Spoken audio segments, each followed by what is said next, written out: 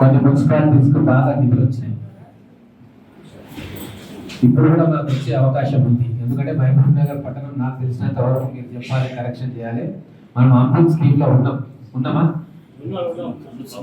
Amrit scheme లో ఉన్నాం కాబట్టి అమృత్ స్కీమ్ నుంచి వచ్చే నిధులు ఇంకా ఉన్నాయి.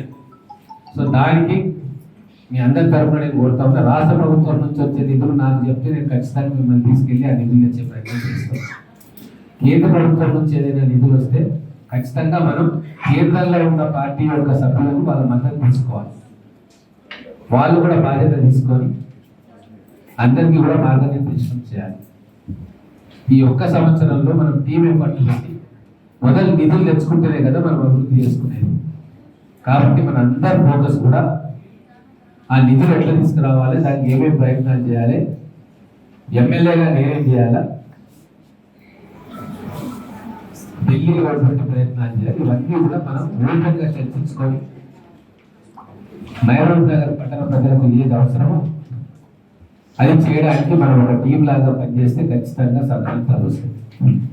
ఈ ఒక్క సంవత్సరం మనం ఒక ఛాలెంజ్గా తీసుకొని నాకు తెలిసి 10-15 రోజుల్లో కోడ్ వస్తుంది. ఒక నెల తర్వాత ఎలక్షన్స్ అయిపోతాయి. దాని తర్వాత మనం కేవలం ఒక 6 నెలలు లేదా 8 నెలలు ఉంటుంది నెక్స్ట్ ఎలక్షన్స్. ఈ లోపల మనందరం కూడా సమిష్టిగా కృషి చేసి అత్యధికమైన నిధులు రాబట్టుకొని మన పురపాలక సంఘాన్ని రాష్ట్రంలోనే నెంబర్ 1 మున్సిపాలిటీగా, మనది గ్రేడ్ 1 మున్సిపాలిటీ కాబట్టి భవిష్యత్తులో కార్పొరేషన్ కూడా చేయాలని చెప్పి ప్రభుత్వం అనుకుంది, గత ప్రభుత్వం అనుకుంది. మరి ఇప్పుడు ప్రభుత్వం ఇంకా నిర్ణయం తీసుకోవాలి. కాబట్టి ఉన్న నిధులతోటి, కేంద్రం నుంచి రాష్ట్రం నుంచి వచ్చే నిధులతోటి సమగ్రమైన అభివృద్ధిని మహబూబ్ నగర్ పట్టణ ప్రజలకు చూపాల్సిన బాధ్యత ఇక్కడ కూర్చున్న వాళ్ళందరి మీద ఉంది. ఆ దిశగా మనం కలిసికట్టుగా ప్రయాణం చేద్దాం. అలాగే ఒక్కటి నేను కొంచెం డీప్ ఏం పోలేదు, బడ్జెట్ మీరందరూ చూస్తారు కాబట్టి ట్యాక్స్ కలెక్షన్లో మనం 52% అవుతుంది రెవెన్యూలో. దయచేసి మన అందరి బాధ్యత ఎక్కడెక్కడైతే ట్యాక్స్ కలెక్షన్స్లో లోన్ హోల్స్ ఉన్నాయో, ఎక్కడ ట్యాక్స్ కలెక్ట్ కాకుండా ఉందో రాజకీయపరమైన వృత్తిని లేకుండా మ్యాక్సిమం ట్యాక్స్ కలెక్షన్ మనం చేసుకుంటే తప్ప మహబూబ్ నగర్ మున్సిపాలిటీ అభివృద్ధి బాటలో ఉంటాం. మా వాళ్ళు మీ వాళ్ళు చూసుకుంటే మనం మగ్గుతాం. ఇక్కడ ఉన్న వాళ్ళ బాధ్యత అత్యధికమైన ట్యాక్స్ కలెక్షన్ తీసుకోవాలి. సరే కొన్ని ఇబ్బందులు ఉండొచ్చు కొంతమంది వ్యాపారంలో, కానీ ఎక్కడో దగ్గర కూర్చొని 12% కలెక్షన్ ఉన్నాయి. ఈ షాప్స్ రేట్స్ 27% చాలా తక్కువ. ఖచ్చితంగా దాన్ని ఒక 50-60% వరకు తీసుకురావాల్సిన బాధ్యత మనందరి మీద ఉంది. మనకు ట్యాక్స్ ఇంకొకటి ఏంటంటే, ఇప్పుడు మనకు ఫండ్స్ ఇచ్చేదంతా కూడా మనం ఎంత ట్యాక్స్ కలెక్ట్ చేసుకుంటున్నాం మున్సిపాలిటీలో దాన్ని బట్టి ఉంటుంది. అక్కడ మనం ఇక్కడ ట్యాక్స్ కలెక్ట్ చేసుకోకుండా మనం పైన ఫండ్స్ అంటే మీరు 30 కోట్ల రూపాయలు మీవే ఉన్నాయి కదా, మొదలు అది కలెక్ట్ చేసుకొని మా దగ్గరికి పెట్టి మేము ఇస్తామనే మాట వస్తుంది కూడా. అలాగే కాబట్టి మనం దాన్ని సవరించే ప్రయత్నం చేసుకోవాలి. మన వార్డులలో అభివృద్ధి జరగాలన్నా, మనకు కౌన్సిలర్స్గా మంచి పేరు రావాలన్నా మనం బడ్జెట్ కేటాయింపులు చేసుకొని అభివృద్ధి చేసుకోవాలంటే ఓన్ రిసోర్సెస్ మనం మొబిలైజ్ చేసుకోవాల్సిన అవసరం ఉంది.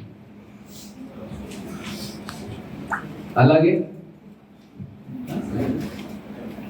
పబ్లిక్ హెల్త్ విషయంలో కూడా మనం స్పెషల్ ఎఫర్ట్స్ పెట్టాలి. మహబూబ్ నగర్ పట్టణంలో వైద్యాన్ని ఇంకా ఇంప్రూవ్ చేసుకోవచ్చు. మనం అందరం కలిస్తే ఖచ్చితంగా ఇంప్రూవ్మెంట్ కనబడుతుంది.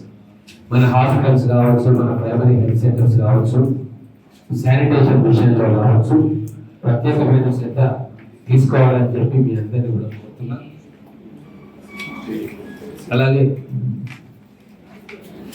నిరర్థకమైన ప్రాజెక్టుల మీద డబ్బులు ఖర్చు పెడుతున్నాం. మనం ఖర్చు పెట్టే ప్రతి రూపాయి మహబూబ్ నగర్ పట్టణ ప్రజలకు ఉపయోగకరంగా ఉండాలి. పుస్తకాలకు కానీ లేకుంటే షోపులకు కానీ మనం పెట్టకూడదు. ఒక్కొక్క రూపాయికి మనందరం కూడా బాధ్యులం. కాబట్టి మనకు వచ్చేదే నిధులు తక్కువ ఉంటాయి. కాబట్టి జాగ్రత్తగా ఆలోచించి వార్డులలో కూడా నేను రిక్వెస్ట్ చేస్తా ఉన్న కౌన్సిలర్స్కి, ఎక్కడ నిజంగా మనకు డ్రైన్స్ అవసరమో, రోడ్స్ అవసరమో వాటిని ప్రపోజల్స్ గా పెట్టి ఆమోదించుకొని పనులు చేసుకోండి.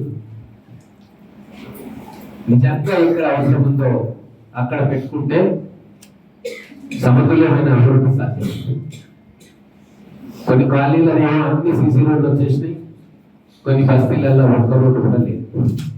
కాబట్టి దయచేసి ఆ కాలనీస్ రిప్రజెంట్ చేసే కౌన్సిలర్స్ కూడా పెద్ద మనసుతోటి ఈ స్లమ్స్ ఈ బస్తీలను కూడా మన లెవెల్కి తీసుకొచ్చేంత వరకు ₹1 ఎక్కువ తక్కువ అయినా కూడా మహబూబ్ నగర్ పట్టణ ప్రజలందరి సంతోషం కోసం కొద్దిగా సహాయ సహకారాలు అందించాలని చెప్పి కోరుకుంటున్నా. ఎందుకంటే నేను ఎలక్షన్ టైంలో కొన్ని అన్నింటికి పోయినా, కొన్ని వార్డుల పరిస్థితి చాలా దారుణంగా ఉంది. వాటిని రెక్టిఫై చేసి వాటికి నిధులను కొద్దిగా ఎక్కువగా కేటాయించుకోవాల్సిన అవసరం ఉంది. ఇంకా ఎస్సీ ఎస్టీ బీసీ వర్గాలు ఎక్కువ ఆ బస్తీలలో కాలనీలలో ఉన్నాయి. రిక్షా కార్మికులు, ఆటో కార్మికులు, దినసరి కూలీ చేసి రెక్కాడితే తొక్కాడని పరిస్థితిలో ఉన్న వాళ్ళు కొన్ని వేల కుటుంబాలు ఆ కాలనీలలో ఉన్నాయి. కాబట్టి వాళ్ళ సంక్షేమం కోసం మనం మొదటి ప్రియారిటీ ఇస్తే బాగుంటుందని చెప్పి నా ఆలోచన. ఇక మీరందరూ కూడా కౌన్సిల్లో అందరు ఆమోదంతో తీర్మానాలు చేసుకుంటాం. ఒక్కటి నేను చెప్పేది ఏంటంటే, నేను కేవలం సూచనలు ఇచ్చేదానికే నేను పరిమితమైతా. ఒక ప్రజాస్వామ్య పద్ధతిలో మనందరం కూడా చర్చించుకొని మీకు ఏదైనా విమర్శ చేయాలా, లేకుంటే నిధులు ఎట్లా తీసుకురావాలా, లేకుంటే ఏదైనా ఓటు ఎట్లా డిబేట్ చేయాలంటే నో ఇష్యూ.